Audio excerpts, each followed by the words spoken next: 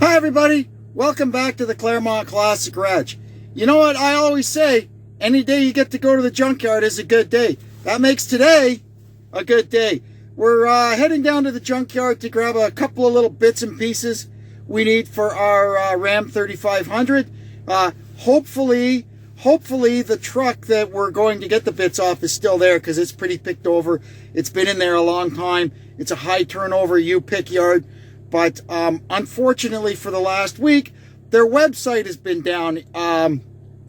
They say it's for maintenance, but I kind of think they got hacked or ransomware because nobody's website takes a week for maintenance.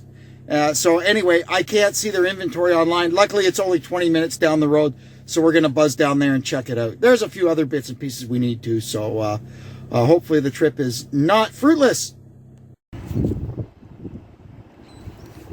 So here we are in the yard, and this old wreck is still actually here. I'll show you what we need. What's missing from our truck is this clip that holds this parking brake cable.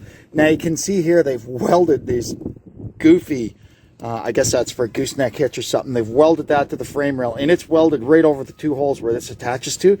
But they've just kind of tacked it on there. So we should be able to hopefully break that weld, get that thing busted off of there. And we need all of the axle bolts out of this because ours have been changed to some goofy things that aren't, well, they're just not the right bolts. So we'll get these and we'll see what else we can grab. Well, there's that hammer and a chisel. We knocked it right off. Right on, we got our bolts. So we're back from the boneyard, and here is our loot. We got some electrical bits. I've got a fog light harness, a couple of taillight pigtails, and this here is a pigtail for the underhood light for a 4th gen, and that's for my red truck, my 2018. Whole nother story there. Here's the hanger for the parking brake cable that we got off that wreck, and here's the half-ton ones. You can see they're different, but I figured I'd grab them just in case because I had to take them off because they had actually the right bolts that I need for this. I got a couple of these. These are the caps for the block heater cord. Mine is missing. Oh, there's little screws there. Yeah, $6 each at the dealer. I got this. This is like a latch for a tailgate or a trailer, like a dumping little box trailer. It was just laying inside a truck, so I grabbed it. We got a taillight circuit board, 3rd gen. And this is from Caliber. A nice Mopar T-handle shifter for an automatic caliber.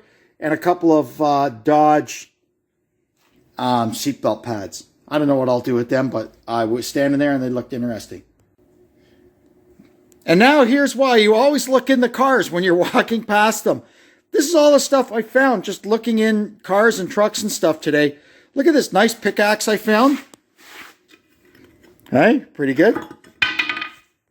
A great big old chisel, some Allen keys, some bits, a few sockets, 17. Well, nobody ever uses that. Stanley. Man, that could be a 10. Wow, imagine that. And I found 5 hockey pucks. We use them for all kinds of stuff around here. And depending on how you look at it, this is either an ice scraper or a trim removal tool. Anyway, it was a good day at the boneyard. Now, we can get back to work on this truck. And I nearly forgot, I got this nice blue box too. These things are handy. Now we can get some work done under here. The first thing I'm going to do is pull down the transfer case skid plate. We're going to change the oil in the transfer case and the transmission. And it's easier just to have this, for the sake of a couple of bolts, have it completely out of the way. To drain the transmission, we're going to remove the bottom PTO cover bolt on the driver's side. And that will let the oil come out. Let's see. Yeah, there it comes. And when we go to fill it back up, you see there's the fill plug up there. That looks like we'll be making some kind of a tool for that. That's like a 9/16. Let's see. No, even bigger, 5/8 hex maybe. So we'll let that drain, and then we'll come back. Maybe while that's draining, we'll go ahead and drain the transfer case too. The transfer case plug is M10 hex. Let's see what comes out of here.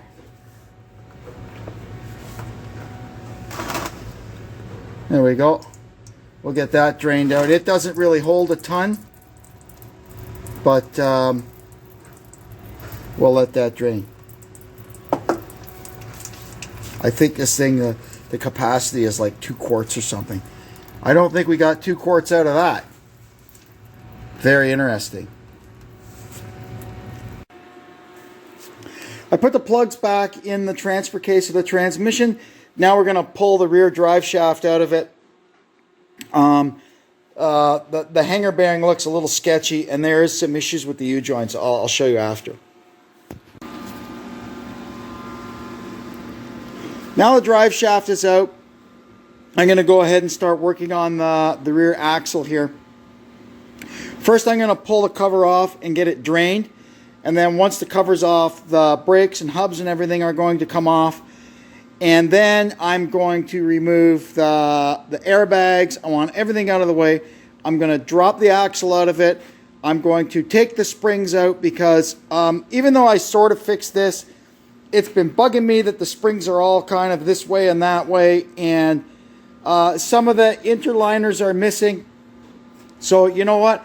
I went down to the spring shop. I got new U-bolts, center bolts, interliners, everything. We're going to fix the springs, make them like new, and put them back in. We're this far into it. No sense turning back now.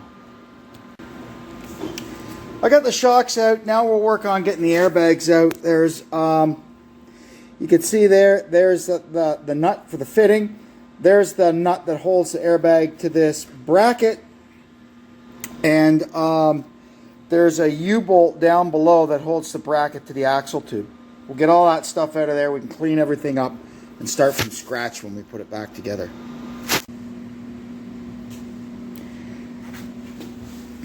Next, I'm going to get the axles out, get the brakes off, and then we'll have to take apart the bearings and everything and get the hubs off and see what the parking brakes look like.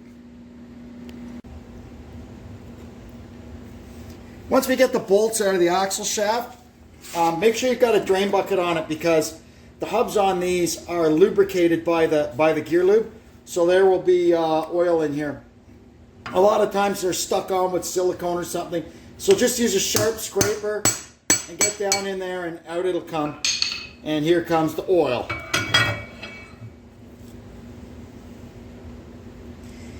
And I have to see what kind of funny trick socket I need to take this apart. While our hub finishes dripping, we're going to start taking off the caliper. It's pretty much the same as the front. We've already been over that, so we remove the 2 slider bolts, pull the caliper off. Then in the back, there's 2 anchor bolts for the caliper adapter, and we'll get them out. Here's something interesting. You can see there a nice gash in our rear flex hose. That'll have to be changed. I've got a new one. What's unique about these trucks is that the actual hard brake line is part of the flex hose on the rear end on both sides. Usually when you buy this short one, even the aftermarket ones will come with the piece of hose.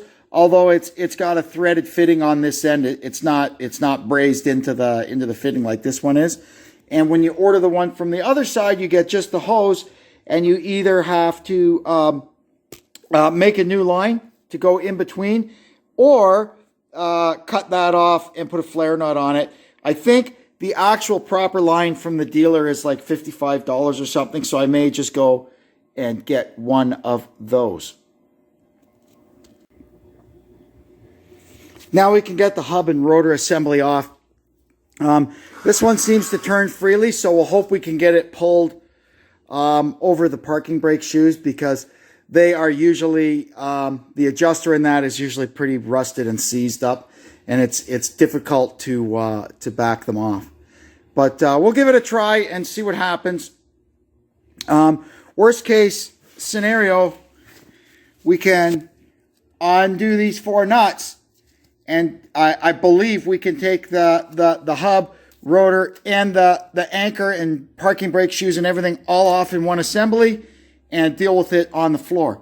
But we're going to try for now just to get this off.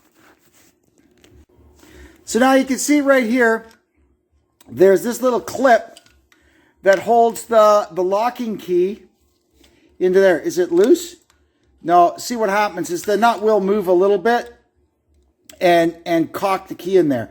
So all we have to do is put our 6-point socket on there and just move the nut a tiny bit, and this key will come free. This is the socket you use for this. Lucky for me, I have one of these axle nut socket kits. I've had it for years. I bought it way back when I had my first gen truck, and I needed one of them to work on the front bearings on it, inside the locking hubs. Can't even remember which one. But anyway, luckily for us, it had this one. So we're going to put that on there. Let's see, where's Big Johnson bar?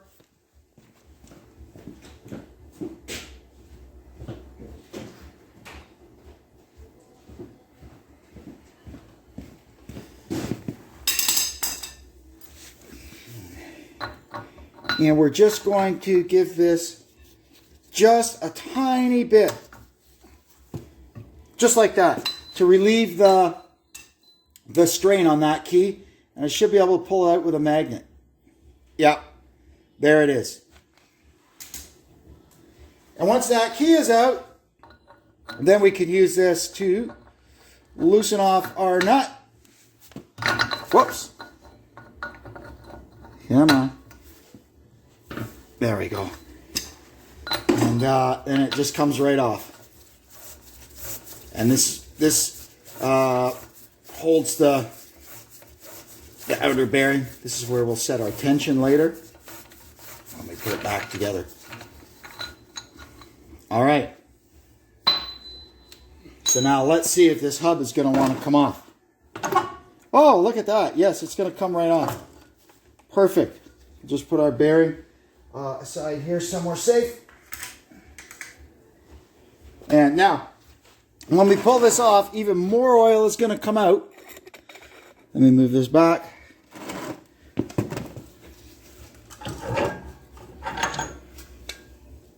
There we go. And then you can see in the back how the brake rotor is bolted to the back side of the hub. Here's our parking brake mechanism in here. What is interesting on these axles is the parking brake assembly. This whole backing plate and everything is the same part, left and right. And I'll tell you what, this one is a lot newer than the one on the other side, because the one on the other side came apart in literally in pieces. So when you go to replace these things, you can buy Dorman. Dorman makes these backing plates. If yours are bad, 99 Canadian for a pair of them on Rock Auto. Dorman also makes for $149 or $141 a side. I think I saw them on Rock Auto. The complete assembly where you just put it on and hook up the cable. Not a bad deal if you have to change everything. Not a bad deal at all. So anyway, we're going to go ahead and see if we can get the 4 nuts off the back side of this and get this whole assembly off. Once we got the 4 nuts off the back, you can see we can jiggle this little fella out of here, and then we'll have to see about getting the cable disconnected. There, we can see this one's held in with zip ties because I guess the little clips are broken. We might need a new cable for this side. Well, now we can see the problem with this. One side of this ear has busted off, and that's why they had the cable zip tied in there. We'll find out what we have to do. I may be able to repair that. I may not. Time will tell. This here, I can see where is it? Right there. That's the Dorman logo. That's why this backing plate is in much better shape than the other one. It's already been replaced. Well, that was quite an adventure, but we've got everything apart. Next thing we're going to do is I've got to get these brake lines unhooked. So we'll open it here, put a cap on the line, and then we're going to be replacing this. They call this the upper flex hose. You can see it's pretty raunchy looking.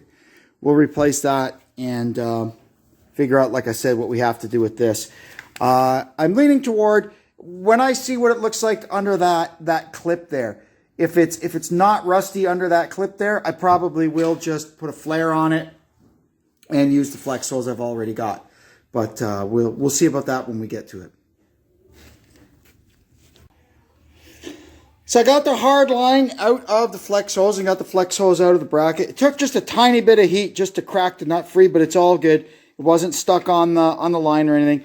And I've put a rubber cap over it so the brake fluid doesn't all come gushing out. Now we're going to slowly start working on the bottom part of it. First I have to heat up. I got to put a little heat on these bolts to make sure they come out. And we'll get the calipers and the old brake lines and stuff off. There we are. We got the axle hard lines out of the way. I removed the little nipple. It serves two purposes. It's the bolt that holds the flex hose to the axle, and it's the nipple that connects to the vent line. Got that off. Unplugged the rear axle speed sensor. Now all it's left to do is get a jack underneath it. I got to get a pair of axle stands under the frame, and then we can get these U-bolts off. I already got one off because I had to take it down to the spring shop to match it up. But once I've got it blocked up on stands, we'll get the axle out of it and go from there. We've got the truck sitting on those stands there now. The jack is mostly lowered down. You can see there, this is free. So I've got 3 stands set up under the axle. So we're going to loosen off the U-bolts. The stands will catch the axle. And once we've got everything all sorted out, I'll clean up and we'll come in here with the cherry picker and grab it and lower it down onto a dolly so we can roll it around. The U-bolts, I'll be back in a few minutes. It's not going to be anything too exciting. A bunch of torching and impacting, and hopefully we'll get them off. And there we go. The axle's down, sitting on my little wheelie dolly underneath there. In the next video, we're going to pull these springs out and fix them all up and put them back in. And then we'll put the rest of the rear suspension back together. That'll do it for that one, I guess. I'm going to take off now. I got some things to do. It's kind of a nice spring day outside. I got a couple of outdoor chores I got to get done. And when I'm done, I'll be back in here and I'll see you again. And until then, this is Kevin saying so long from the Claremont Classic Garage.